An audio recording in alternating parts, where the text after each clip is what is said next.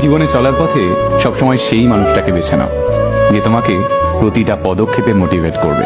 কারণ কে কতটা দেখতে সুন্দর, কে কতটা স্মার্ট, কার কত ভালো ড্রেসিং সেন্স, এই ব্যাপারগুলো ইনস্টাগ্রাম আর ফেসবুকের মধ্যেই সীমাবদ্ধ থাকে। আর আমাদের জীবনটা রিলস কিংবা প্রোফাইল পিকচারের মতো পারফেক্ট হয় না।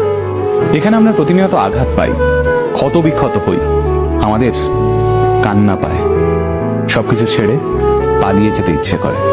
এই যন্ত্রণার মুহূর্তগুলোই আমাদের এমন একটা মানুষের দরকার পড়ে যে আমাদের পাশে বসে আমাদের মাথায় হাত রেখে বলবে, কিচ্ছু হবে না, তুমি পারবে, আমার তোমার উপর বিশ্বাস আছে, তুমি ঠিক ঘুরে দাঁড়াবে।